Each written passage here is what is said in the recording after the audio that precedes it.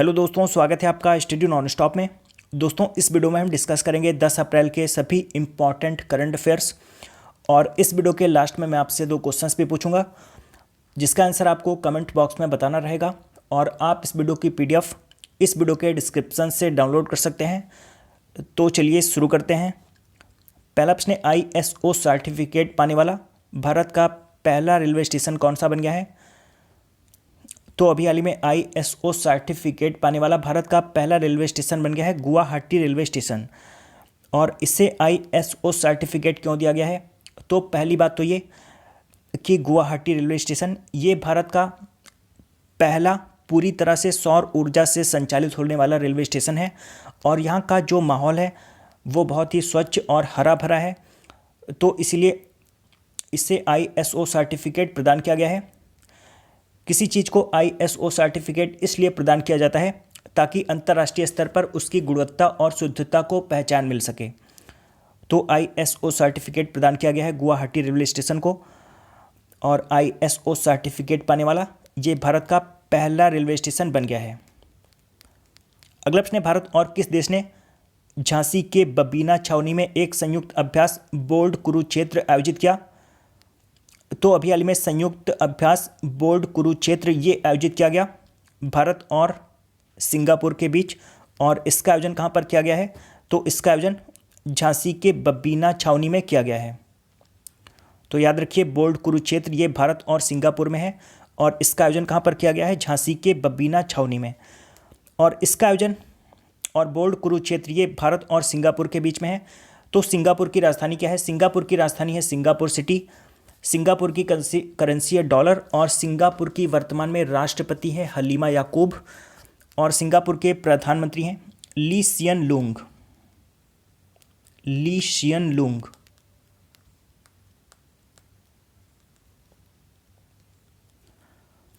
अगला प्रश्न, राष्ट्रपति रामनाथ कोविंद ने मानव संसाधन विकास मंत्रालय द्वारा उच्च संस्थानों की रैंकिंग जारी की है। इस रैंकिंग में कौन सा संस्थान शीर्ष पर है? तो अभी हाल ही में राष्ट्रपति रामनाथ कोविंद ने मानव संसाधन विकास मंत्रालय द्वारा उच्च संस्थानों की रैंकिंग जारी की है। और इस रैंकिंग में शीर्ष पर है IIT मद्रास। और इसमें IIT मद्रास के बाद दूसरे स्थान पर है IISc बेंगलोर, यानी कि Indian institute of science Bangalore. और इसमें तीसरे स्थान पर है IIT दिल्ली। अगला प्रश्न, विश्व होम्योपैथी दिवस कब मनाया जाता है? तो विश्व होम्योपैथी दिवस मनाया जाता है 10 अप्रैल को। और ये 10 अप्रैल को इसलिए मनाया जाता है क्योंकि doctor Christian Friedrich Samuel Hahnemann इन्होंने होम्योपैथी चिकित्सा पद्धति की खोज की थी। और इनका जन्म दिवस होता है 10 अप्रैल को। तो इसलिए 10 अप्रैल को विश्व होम्योपैथी दिवस मनाया जाता है। तो ये भी आप याद रखिए, कई बार एग्जाम में पूछ लिया जाता है कि होम्योपैथी चिकित्सा पद्धति की खोज किसने की थी? तो किसने की थी? Doctor Christian Friedrich Samuel Hahnemann ने। तो इतना बड़ा आप मत याद रखिए, हैनीमैन, इतना याद रख लीजिए, काफ़ी है।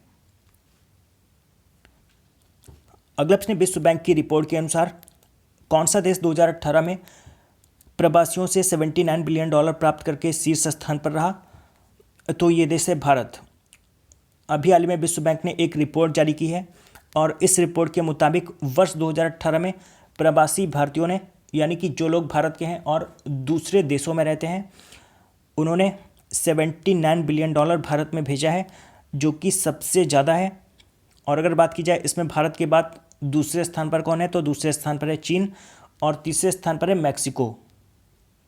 और यहाँ पर बात हुई है विश्व बैंक की, तो विश्व बैंक की स्थापना हुई थी 1945 में। और कहीं कहीं पर आपको 1944 भी लिखा हुआ मिलेगा। तो अगर एग्ज़ाम में 1944 आता है तो आप 1944 पर टिक करेंगे। और अगर 1945 आता है तो आप 1945 पर टिक करेंगे। दोनों एक साथ एग्ज़ाम में नहीं देगा। विश्व बैंक का मुख्यालय कहाँ पर है? तो विश्व बैंक का मुख्यालय है वाशिंगटन DC USA में। और अभी हाल ही में विश्व बैंक के अध्यक्ष बने हैं डेविड मलपास।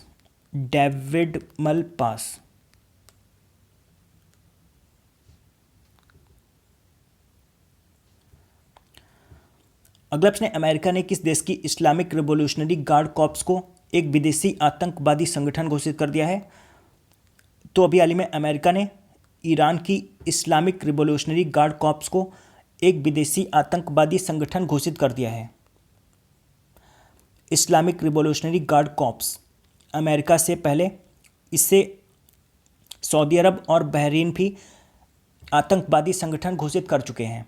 तो अभी हाल ही में अमेरिका ने भी इस्लामिक रिवॉल्यूशनरी गार्ड कॉर्प्स को आतंकवादी संगठन घोषित कर दिया है और ये ईरान का एक संगठन है।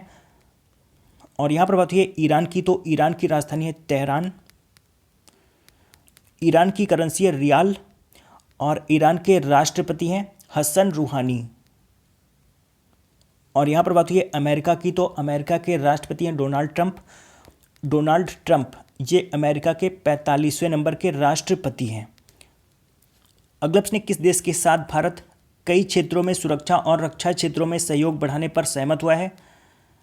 तो इसका आंसर है ऑप्शन सी, श्रीलंका। भारत श्रीलंका के साथ कई क्षेत्रों में सुरक्षा और रक्षा क्षेत्रों में सहयोग बढ़ाने पर सहमत हुआ है।